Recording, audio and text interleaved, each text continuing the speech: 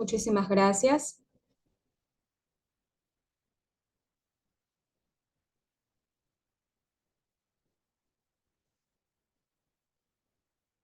Muy buenas noches, apreciados maestrantes, público presente.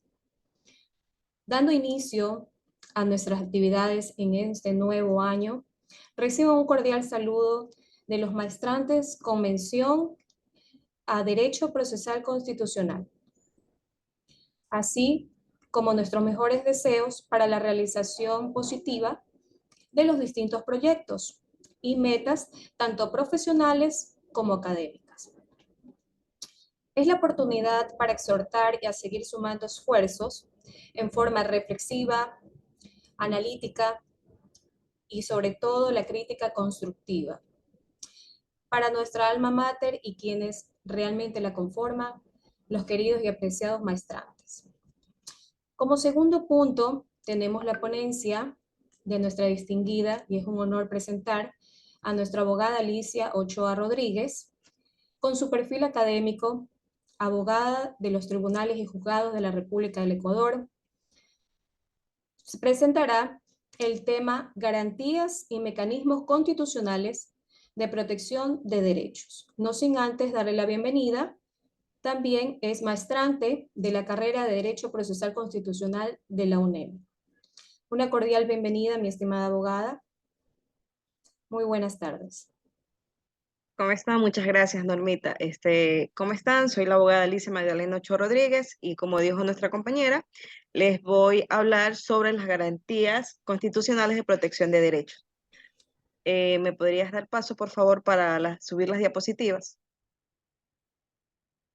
Claro que sí, ya le estoy dando apertura, mi estimada doctora. Gracias.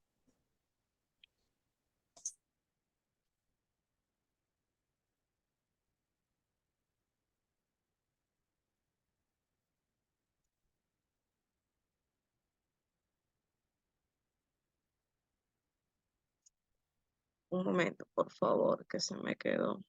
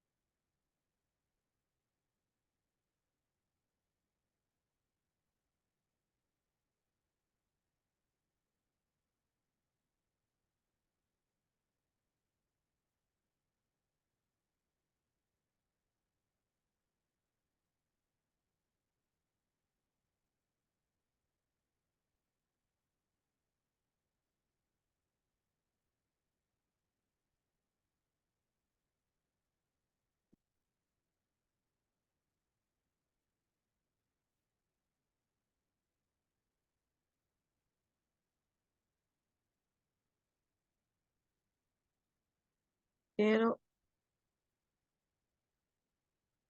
¿Ustedes pueden visualizar las diapositivas o no? Sí, Sí, se Ay, visualiza, sí se visualiza. perfecto. Es que yo no puedo verlas. Sí, abogado. Bueno, está en orden. eh, un momentito. Como se podrán dar cuenta, como dice el título, es una materia que se llama vinculación con la sociedad y el tema es garantías y mecanismos constitucionales de protección de derechos. ¿Cuál es el objetivo de esta clase? Es que conozcamos y dar a conocer a las personas que que no han estudiado derecho, porque hay de varias ramas, varias personas, de varias profesiones, para que tengan un conocimiento de cuáles son las garantías constitucionales que existen dentro del país. Entonces, el objetivo es conocer las garantías existentes en la Constitución del Ecuador y, en caso de ser necesario, hacerlas efectivos en la protección de los derechos constitucionales. Estas garantías están con nosotros desde la Constitución del año 2008, donde se incorporaron estas herramientas jurisdiccionales destinadas a erradicar de algún modo la vulneración de derechos constitucionales. Y en esta clase vamos a revisar las distintas garantías que hay. Por el tiempo que se nos ha agotado, va a ser breve y creo que no podré dar todas las diapositivas. Pero entre esas, las garantías que existen dentro de la Constitución son 4. Son las garantías normativas, las garantías políticas públicas, garantías institucionales y sociales y las garantías jurisdiccionales. Vamos a ir hablando poco a poco y irlas desarrollando cada una de ellas. Las garantías constitucionales son mecanismos o herramientas que la Constitución concede a las personas, colectivos, pueblos, nacionalidades y a la naturaleza, con la finalidad de prevenir la vulneración de sus derechos, repararlos cuando han sido violentados, exigir el cumplimiento efectivo de sus derechos, ejercer su protección frente a las omisiones del poder, tener la asistencia de una autoridad competente para su defensa. Tenía un videíto, pero vamos a dejar el final. Aquí encontramos un breve resumen de cada una de las garantías. ¿Cuáles son las garantías normativas? Estas se encuentran en el artículo 84 de la Constitución y nos indica que son mecanismos que buscan garantizar el carácter normativo de la Constitución y con ellos asegura que se respete la jerarquía de las normas, se garanticen y se respeten los derechos. No se altera el contenido e identidad de la Constitución. Es un resumen, ¿no? ¿Cuáles son las garantías políticas y públicas? Estas garantías se encuentran en el artículo 85 de nuestra Constitución. Son mecanismos que, de acuerdo a la supremacía de la Constitución, obligan a todas las autoridades, personas y actividades sujetarse a lo establecido en la Constitución. Regulan la ejecución, formulación, evaluación y control de las políticas públicas que garanticen los derechos establecidos en la Constitución. Se orientan a la eficacia de los derechos del buen vivir, garantizar la distribución equitativa de bienes y servicios públicos y la implementación de políticas públicas. Ahora, las garantías institucionales. Estos son mecanismos de protección que aseguran la existencia de instituciones y organizaciones que caracterizan al Estado ecuatoriano y garantizan su institucionalidad. Y no pueden faltar las garantías jurisdiccionales, que es la que la mayoría de los abogados tratamos el día a día. En la democracia constitucional, los jueces son los principales protectores de los derechos reconocidos en la Constitución y demás instrumentos internacionales de derecho humano. Al ser efectiva esta protección, verifican que los actos del Estado o los particulares se ajusten a la Constitución y lo hacen tramitando y decidiendo las acciones de las garantías. Ahora, vamos a hablar en este momento sobre las garantías normativas. ¿Qué es lo que nos dice aquí? Las garantías normativas son todas aquellas normas previstas en forma de reglas y principios, cuya función ejemplar es la de asegurar que los derechos sean plenamente exigibles en el ordenamiento jurídico. Es decir, son aquellas normas que no solo reconocen los derechos, sino que los desarrollan y establecen consecuencias jurídicas ante su vulneración. Para mi parecer, esta garantía normativa es un ejemplo del Código Orgánico Integral Penal, Código Civil, estas leyes. Además, estas garantías también aseguran que los derechos no sean de ninguna manera limitados, de manera que tal impera al menos de manera formal el principio de supremacía constitucional, tal como lo establece el artículo 424 de la Constitución, el cual indica que la Constitución es la norma suprema y que la misma prevalecerá sobre cualquier otra norma del ordenamiento jurídico. ¿Qué nos indica este artículo? que ninguna ley puede ir superior que la Constitución. Ninguna ley puede vulnerar los derechos que están establecidos en la Constitución. Asimismo, en el artículo 11, numeral 9 del mismo texto, hace referencia que el más alto deber del Estado reside en respetar y hacer respetar los derechos garantizados en la Constitución. Este respeto a los derechos es otra de las garantías normativas con las que cuenta la norma fundamental ecuatoriana. Esencialmente, esta obligación de respeto a los derechos constitucionales consiste en cumplir directamente con la norma establecida, teniendo en consideración que el ejercicio del poder del Estado necesariamente debe tener límites, precisamente en virtud de proteger los derechos fundamentales de las personas, ya que son atributos inherentes a la dignidad humana y en consecuencia son superiores al poder de Estado en toda expresión. ¿Qué quiere decir? Que ninguna ley puede vulnerar los derechos de las personas.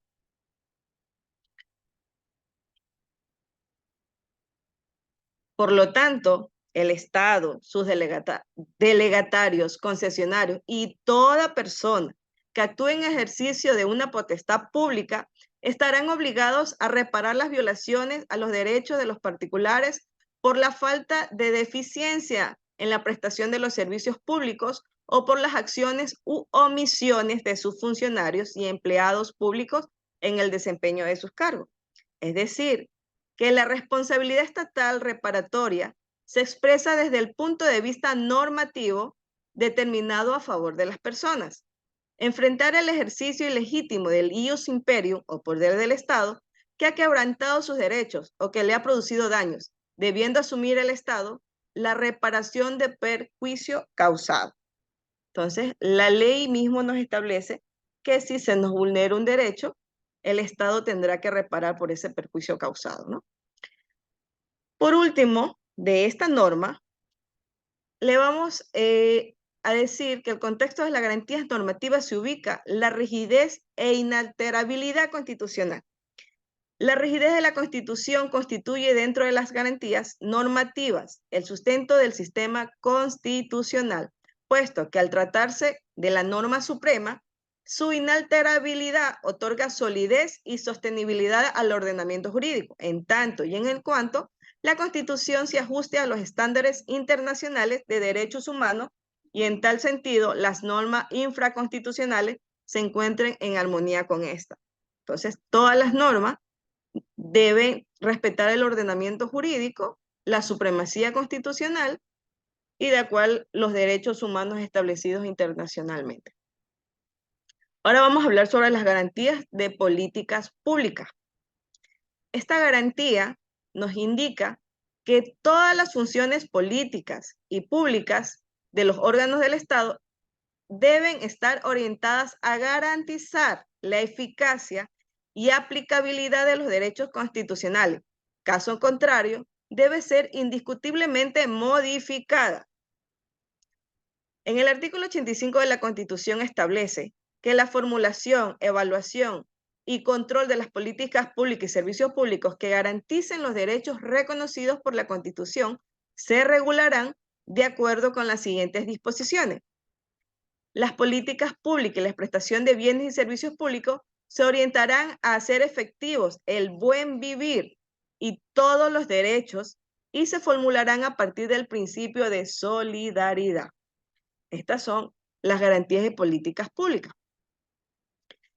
Si se analiza detenidamente el artículo 85 de la Constitución, infieren en tres elementos esenciales, que son, primero, se relaciona con la efectivización de derechos fundamentales destinados a hacer la realidad el buen vivir.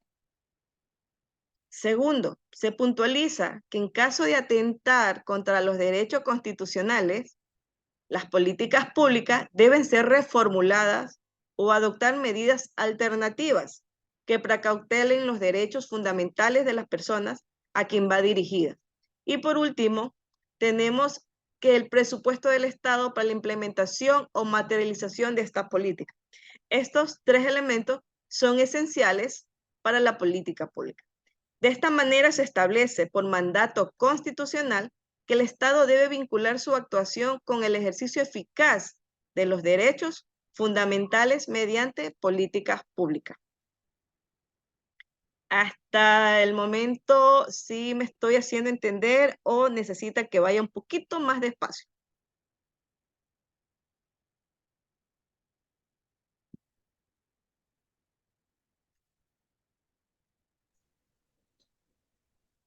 Bueno, ahora vamos a hablar sobre las garantías institucionales y sociales. La naturaleza jurídica de las garantías institucionales es compleja, puesto que no se erigen dentro de la Constitución como un mecanismo directo de la protección de derecho constitucional, propiamente dicho.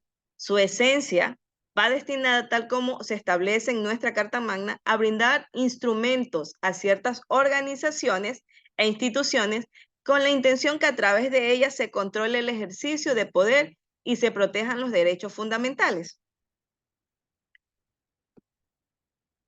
Agustín Grijalva, en su obra El Tribunal Constitucional, el Congreso y la Jurisdicción Ordinaria en el desarrollo de las garantías constitucionales en el Ecuador, indica que mientras las garantías institucionales corresponden a las diversas instituciones o poderes públicos, en contraste, las garantías sociales son ejercidas por sus propios titulares de los derechos, sean mediante participación directa o indirecta.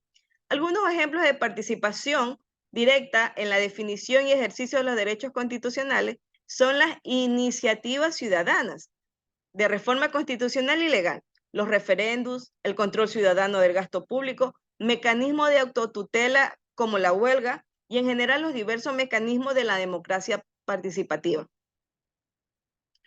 Dentro de esta garantía se va a establecer el principio de separación de poderes.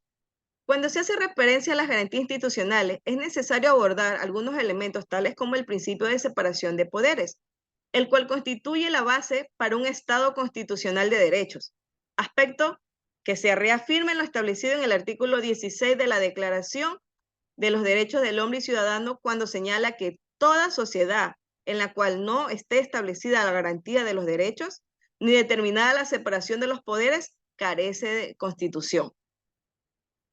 Se puede decir que la separación de los tres poderes tradicionales se fundamenta en la distribución de funciones del Estado en diferentes entes, como la función legislativa, la función ejecutiva, la función judicial y justicia indígena, la función de transparencia y control social y la función electoral. Cada uno de sus competencias sean los máximos responsables de la función que se le asigne, con la finalidad de mantener una institucionalidad que al mismo tiempo evite la extralimitación en el ejercicio de cada una de sus funciones. Ahora tenemos el principio de reserva de ley. Es necesario observar como elemento de las garantías institucionales al principio de reserva de ley, puesto que el mismo implica que la regulación de los derechos constitucionales se hagan mediante ley e incluso mediante leyes superiores a otras leyes y que requieran una votación especial. Constituye otro mecanismo para proteger los derechos constitucionales. Esto aduce que el Poder Legislativo está también sometido a la observancia de los derechos fundamentales, puesto que la pretensión de que la regulación de los derechos constitucionales se haga mediante ley constituye de forma intrínseca un mecanismo para proteger los derechos consagrados en el texto constitucional, lo cual resulta una manera de dotar de fuerza y legitimidad a la justicia constitucional frente al poder del Estado.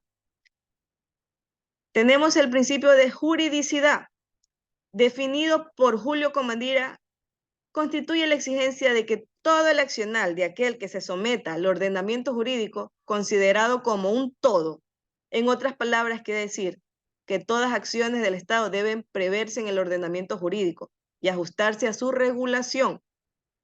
Queda expresamente señalado que la supremacía de la Constitución es obligatoria dentro de un Estado constitucional de derechos, por lo que necesariamente el conjunto de normas que conforman el ordenamiento jurídico debe estar acorde a los preceptos constitucionales para lograr así la armonía del mismo. El último principio que tenemos, dentro de estas garantías se debe mencionar a la Corte Constitucional del Ecuador, ente encargado de ejercer el control constitucional y velar por la correcta aplicación de la Constitución, así como la protección de los derechos constitucionales y humanos. Y del mismo modo, la figura del defensor del pueblo, mismo que un ente aislado de la vía judicial, autónomo e independiente y como garante de los derechos fundamentales, siendo definido como una institución que proteja a las personas contra los abusos o actos arbitrarios de la administración pública que pueda afectar sus derechos y garantías fundamentales. Hasta aquí esa garantía. Ahora venimos con las garantías jurisdiccionales. Estas garantías, también conocidas como garantías secundarias, son aquellas instituciones jurisdiccionales destinadas a hacer de un derecho constitucional humano exigible y materializable. No obstante, la finalidad de estas no se limita a la protección de los derechos, sino que abarca la reparación integral de los mismos, en caso de su violación como eje transversal de la justicia constitucional. Las garantías jurisdiccionales son acciones, entendiendo acción como el derecho que tenemos los ciudadanos de acudir a un juez o tribunal para solicitar el cumplimiento de un derecho. En la Constitución del Ecuador se reconocen 6 garantías jurisdiccionales cuyos fines comunes son, como ya se ha indicado, precisamente de proteger a los derechos de las personas, sin menoscabo de las particularidades, naturaleza y finalidad de cada una de ellas. De conformidad con los derechos que tutelan, estos mecanismos procesales de protección de derechos son la acción de protección que se encuentra en el artículo 88 de la Constitución de la República del Ecuador, la acción del habeas corpus que se encuentra en el artículo 89, la acción de acceso a la información pública que se encuentra en el artículo 91, acción de habeas data que se encuentra en el artículo 92, acción por incumplimiento en el artículo 93 y la acción extraordinaria de protección que se encuentra en el artículo 94 de la Constitución de la República del Ecuador. ¿Ante qué autoridades se dirigen estas acciones? Ante la Corte Constitucional se dirige la acción por incumplimiento y la acción extraordinaria de protección. Y ante un juez ordinario, la acción de protección, la acción de habeas corpus, la acción de habeas data, acceso a la información pública. Procedimiento ante los jueces de primera instancia o ante un juez ordinario. La presentación de la demanda es entregar nuestro pedido al juez. Calificación de la demanda significa que el juez cree que nuestra petición cumple con los requisitos constitucionales y legales y la califica. Señalamiento de audiencia, el juez o jueza indica fecha y hora de audiencia, sentencia. El documento del juez establece a quién le concede la razón y apelación si es el caso necesario.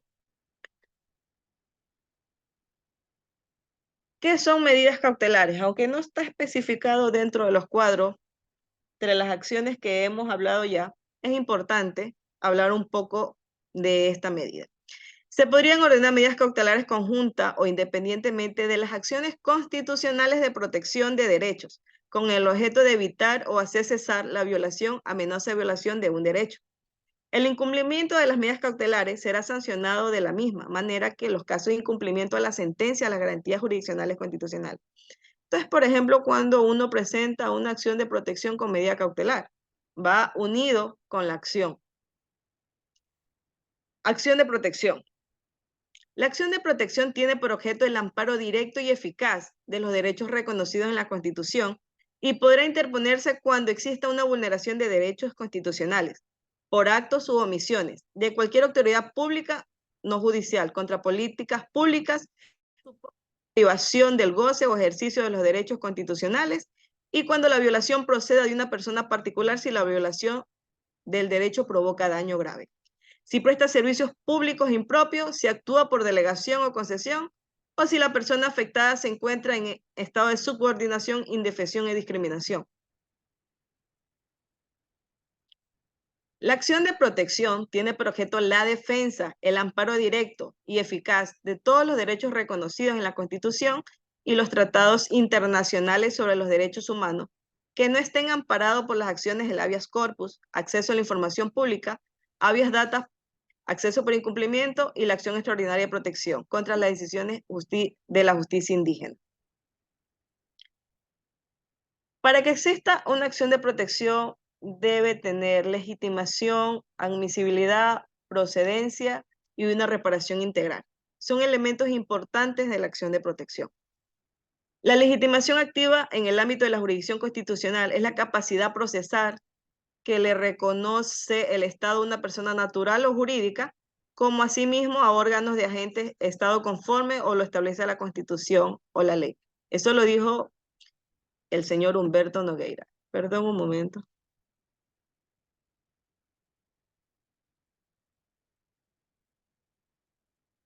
Exactamente, Tyson. Hay acciones que se deben ir por la justicia ordinaria, o sea, siempre tiene que ser cuando un derecho sea calificado como un derecho vulnerado que esté dentro de la Constitución. Hay otros derechos que se puede acudir a la justicia ordinaria y son ciertos requisitos que se deben cumplir para proceder a estas acciones. Admisibilidad. La acción de protección es la garantía idónea, eficaz, que procede cuando el juez efectivamente verifica una real vulneración a los derechos constitucionales, con lo cual no existe otra vía para la tutela de estos derechos, que no sean las garantías jurisdiccionales. No todas las vulneraciones al ordenamiento jurídico necesariamente tienen cavidad para el debate en la esfera constitucional, ya que para cada conflicto en materia de legalidad existen vías idóneas y eficaces dentro de la jurisdicción ordinaria. La procedencia. La acción de protección no puede invadir atribuciones que atañen al control de la legalidad ni extiende para actos u omisiones que incumplen las disposiciones legales o contractuales de cualquier índole. Para tales casos, el ordenamiento jurídico provee la acción pertinente ante la autoridad competente. Reparación integral. No solo van destinadas a proteger el derecho, sino reparar íntegramente, a restaurar al statu quo en la medida posible de la víctima.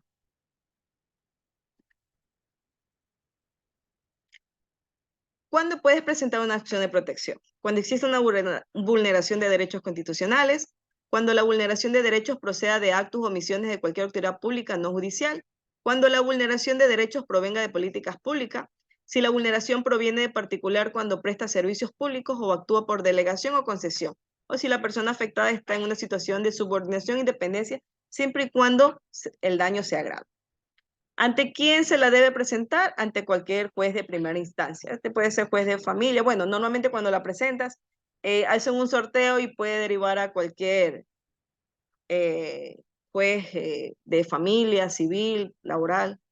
¿Para qué se presenta la acción de protección? Para restablecer su derecho a la educación, a la identidad cultural, a no ser discriminado por razones de etnia, a la igualdad de oportunidades o a la integridad personal.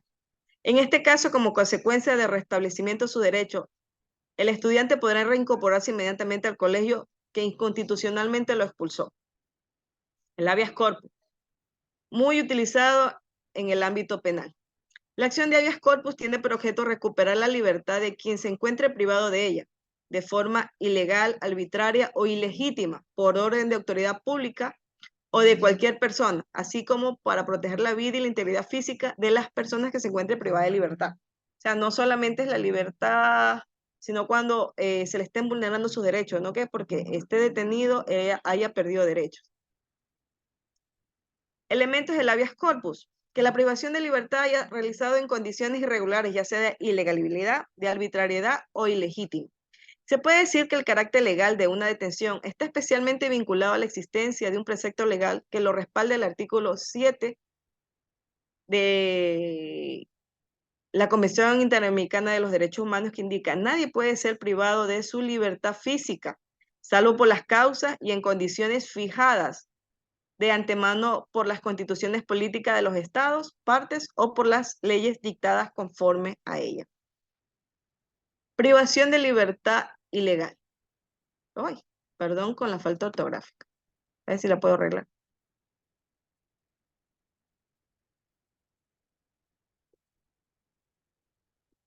Ahora sí.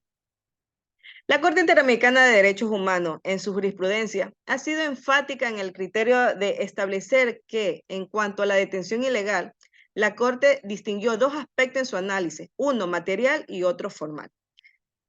Estos elementos, al materializarse, son la base para sustentar esta privación y, según el análisis de la Corte Interamericana, se puede identificar de acuerdo a los siguientes criterios. Nadie puede verse privado de libertad personal sino por causas, casos o circunstancias expresamente tipificadas en la ley, el aspecto material. Pero además, con estricta sujeción a los procedimientos objetivamente definidos por la misma, el aspecto formal. Privación de libertad arbitraria. Se está en presencia de una condición según el cual nadie puede ser sometido a detención o encarcelamiento por causas y métodos que, aún calificados de legales, puedan reputarse como incompatibles con el respeto a los derechos fundamentales del individuo, por ser, entre otras cosas, irrazonables, imprevisibles o falsos de proporcionalidad. Un ejemplo consiste en lo expuesto que se desprende del caso de Tibi versus Ecuador, que puesto en conocimiento de la Corte Interamericana, en el cual se sanciona al Estado ecuatoriano por considerarse arbitraria la privación de la libertad del demandante, puesto que no contaba con los elementos probatorios suficientes que permitan afirmar la participación del señor Tibi en el hecho. Un ejemplo consistente de lo expuesto se desprende, puesto que el conocimiento de la Corte Interamericana, en el cual sanciona al Estado ecuatoriano, ya lo repetí. El Estado dispuso la prisión preventiva del señor Daniel Tibi sin que existieran indicios suficientes para suponer que la presunta víctima fuera autor o cómplice de algún delito. Tampoco probó la necesidad de dicha medida. Por ello, este tribunal considera que la prisión preventiva a la que se estuvo sometido el señor Tibi fue arbitraria y constituyó violación al artículo 7, numeral 3 de la Convención. Privación de libertad ilegítima. Por último, es preciso analizar cuando una privación de libertad resulta ilegítima, siendo que algunos doctrinarios afirman que si de una detención es ilegal o es arbitraria, su consecuencia directa será que también es ilegítima. No obstante, autores como Diego Falcone presentan otro supuesto advirtiendo que también puede darse la situación inversa en que mediante la afectación ilegítima de un derecho fundamental se generen condiciones para una detención. Ante las posturas de la doctrina podemos inferir que los tres elementos de alguna u otra forma están estrechamente relacionados, aunque se desprenderá cada caso concreto, los hechos que se adecúen a los requisitos, procedencia y procedibilidad de las cosas.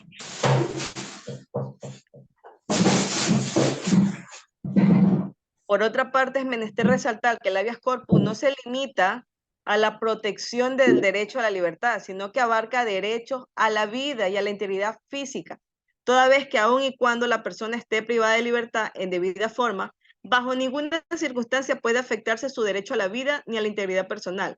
En tal sentido, la normativa nacional e internacional presta principal atención a los tratos violentos o de tortura. Al respecto, la doctora Pamela Aguirre expresa: en la mayoría de las legislaciones, el habeas corpus ha sido incorporada como una garantía constitucional o legal, destinada a corregir la ilegalidad, arbitrariedad o ilegitimidad que pudieran surgir en las privaciones de la libertad de las personas, a efectos de dotar a esta debida protección de su vida e integridad física. O sea que no solamente es que la libertad, sino su integridad dentro de su detención. ¿Cuándo presentar una acción de habeas corpus?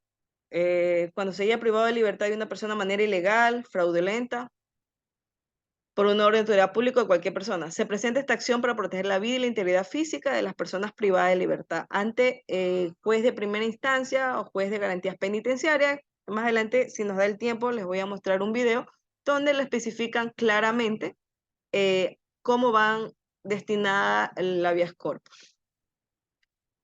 ¿Cuál es el procedimiento? Se presenta la acción.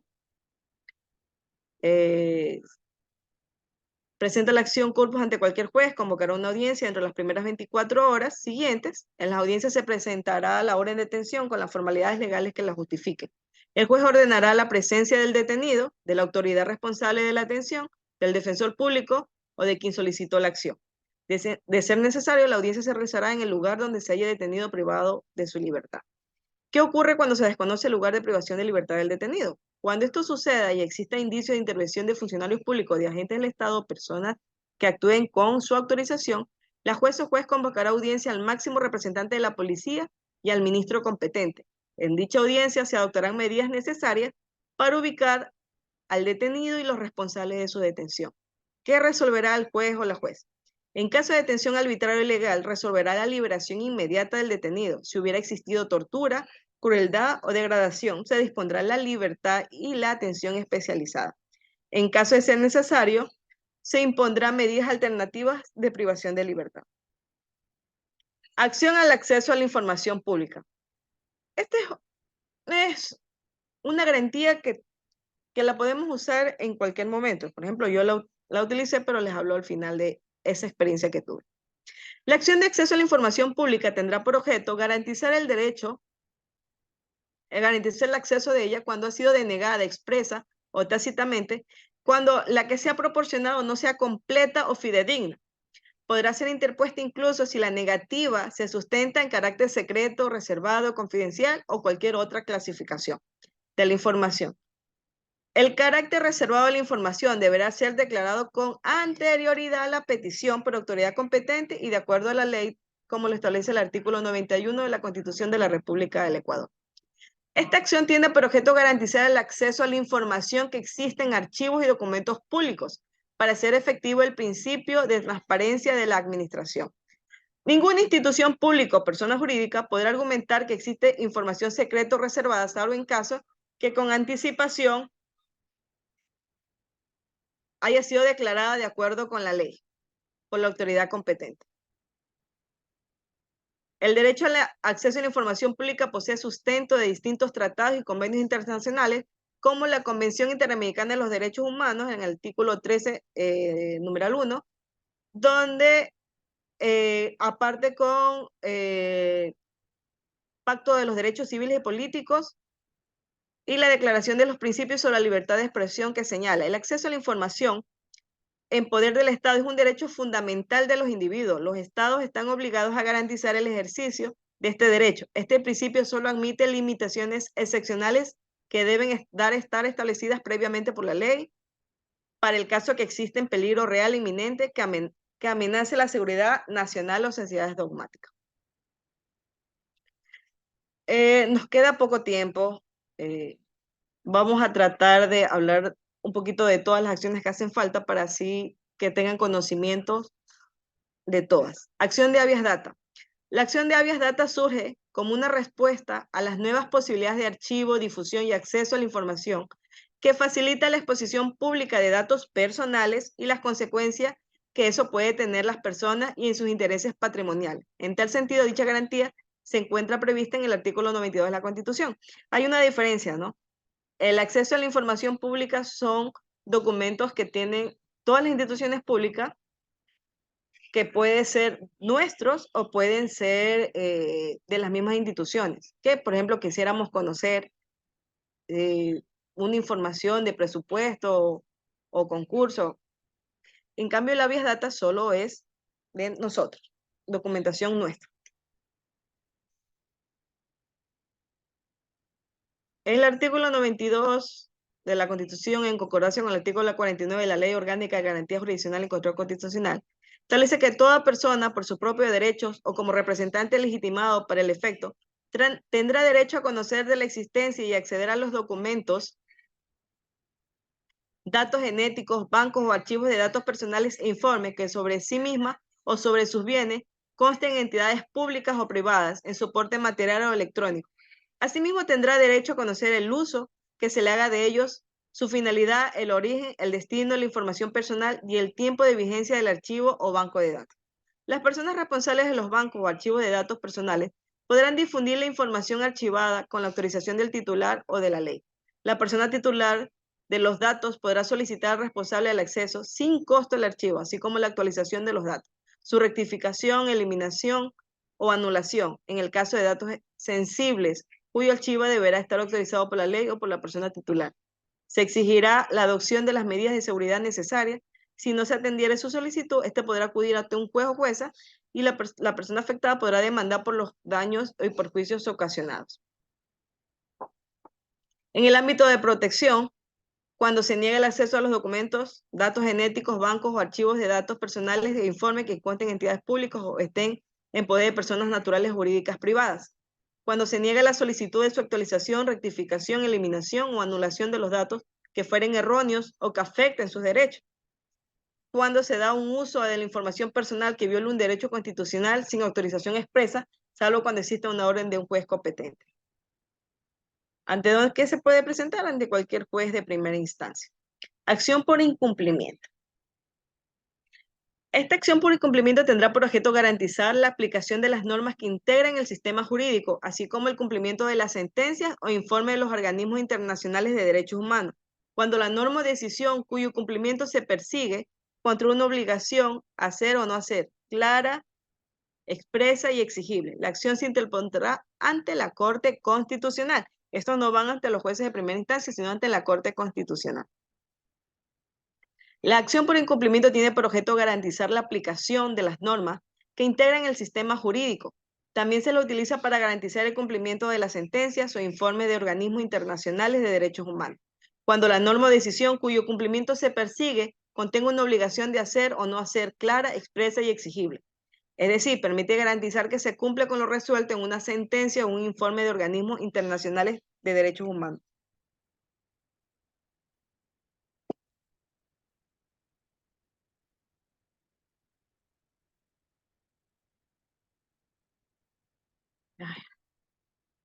Un ratito. Vamos a hablar ahora. ¿Cuál es el procedimiento de la acción por incumplimiento? Se presenta la demanda ante la Corte Constitucional, se califica la demanda, se designa un juez ponente mediante sorteo para el estudio de la causa, se señala día y hora para la audiencia y el juez dictará sentencia. Acción extraordinaria de protección. La acción extraordinaria de protección procederá contra sentencias o actos definitivos en los que se haya violado por acción u omisión derechos reconocidos en la Constitución y se interpondrá ante la Corte Constitucional.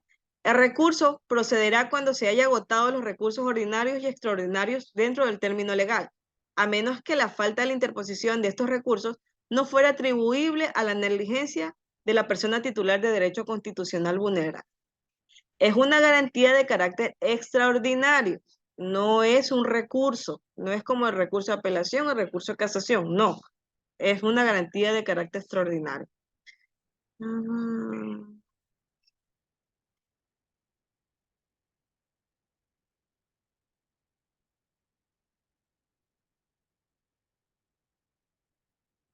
La Corte Constitucional en la sentencia 140-12 SEP expresó, la Corte Constitucional, de conformidad a lo previsto en el inciso primero del artículo 63 de la Ley Orgánica de Garantías Jurisdiccionales y Control Constitucional, a conocer esta acción, exclusivamente verifica si el juez ha violado el debido proceso u otro derecho constitucional, y si hallare tal violación, debe declararla, dejándola sin efecto a partir de su actuación procesal violatoria, devolviendo al juez respectivo el proceso para que actúe en el marco constitucional. La Corte no entra a conocer hechos de proceso sin relación con el problema constitucional, ni dicta sentencia en lugar de juez que conoce la causa, ¿ya?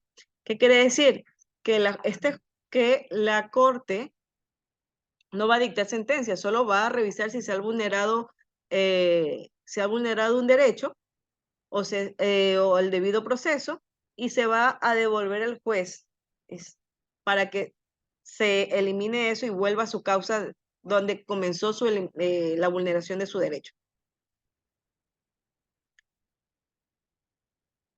Es así que, refiriéndose a la legitimación, la Constitución en su artículo 437 establece que los ciudadanos, de forma individual o colectiva, podrán presentar una acción extraordinaria de protección contra sentencias, autos definitivos y resoluciones con fuerza de sentencia.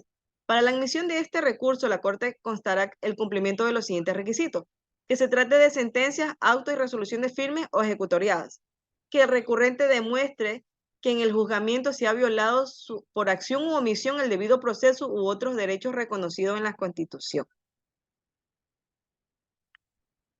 Leoncio Pazmiño, en su obra La acción extraordinaria de protección, indica que es una acción y no es un recurso, puesto que conoce una situación diferente a la de la jurisdicción ordinaria. No resuelve sobre el fondo de lo que configura el proceso de instancia, sino que aprecia si la Administración de Justicia no tuteló los derechos constitucionales o violó los derechos del debido proceso, iniciando un nuevo proceso de índole constitucional y asumiéndose mediante la reparación la responsabilidad estatal ante tales violaciones de los derechos. ¿Cuándo puedes presentar una acción extraordinaria de protección? Cuando existan sentencias, autos definitivos, resoluciones con fuerza de sentencia, ¿no?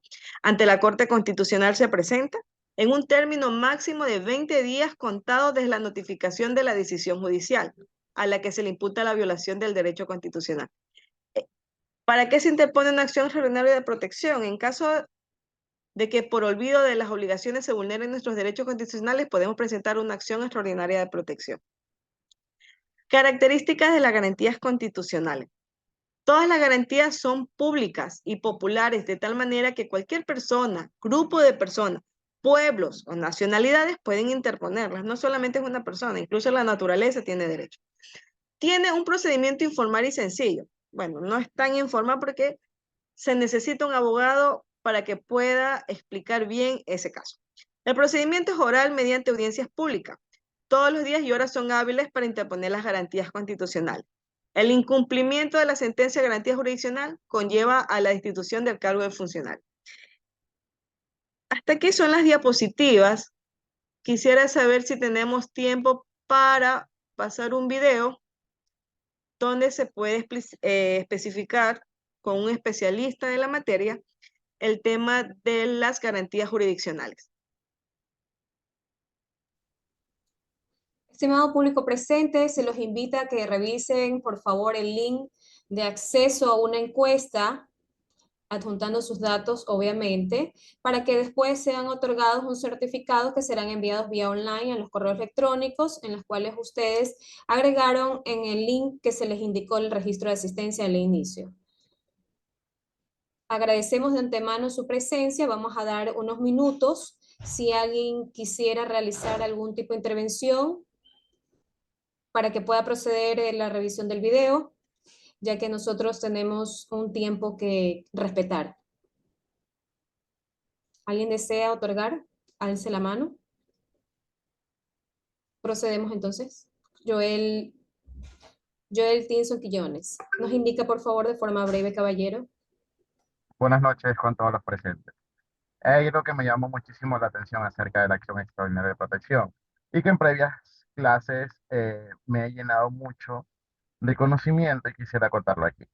Bien, como lo dijo la abogada y reargumentando, cabe decir que la acción extraordinaria de protección es conocida como un amparo de la vía data. A su vez es un recurso legal que nos permite a las personas proteger o exigir el respeto de nuestros derechos fundamentales. La importancia de esta acción de extraordinaria protección es que es una herramienta fundamental para garantizar y proteger los derechos y libertades fundamentales de las personas. A través de este recurso se puede buscar la protección de los derechos como la libertad, la igualdad, la integridad personal, la privacidad, entre otros. Y asimismo tenemos acceso a la justicia, como lo es el amparo, el cual proporciona a las personas una vía rápida y efectiva para buscar justicia y remediar violaciones que vulneran los derechos de cada persona. Solo esa es mi intervención. Tyson, para mí no es un recurso. Para mí un recurso es la apelación, la casación, pero creo que van un poco ligados para lo que no se vulneren los derechos fundamentales establecidos en la Constitución cuando sea irrespetado el debido proceso, mayormente se da eso en las sentencias ecuatorianas. Tenemos tiempo para el video porque es muy importante, me encantaría que vieran el video. ¿Cuántos minutos tenemos en el video, mi estimada doctora? Es de 7 minutos. Perfecto. Con el video nos despedimos, indicándole a todos los presentes que por favor, no sin antes recordarles, tienen la encuesta en el chat de Zoom para que puedan hacer otorgado su certificado respectivo. Le damos un cordial aplauso a nuestra querida ponente, muy gentil. Muchas gracias por su ponencia Gracias. y esperando pues que presten atención al video y con eso nosotros nos despedimos cordialmente. Demos paso al video, por favor, doctora. Gracias.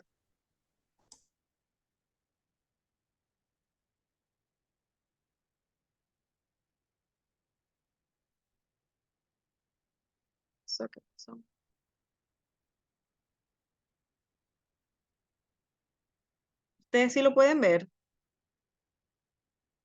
Otra vez se me quedó. Sí, doctora, le puede dar clic. Yo le di clic.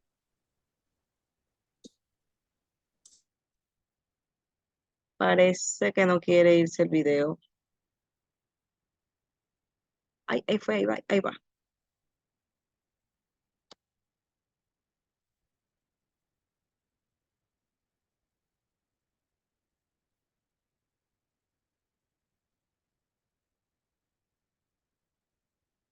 No sé qué pasa. Estimada abogada, si usted gusta, podemos hacerle uso del link, pasarle a todos los invitados en el correo electrónico que ellos también se inscribieron, para que puedan apreciar igual el análisis de este video. Claro, igual se los podemos pasar. Ahí va. Igual se los puedo pasar. Ahí está muy detallado las garantías jurisdiccionales. Perfecto. Hola, buenas noches. Es importante tener en claro cuáles son las acciones constitucionales que se presentan ante los jueces de primer nivel.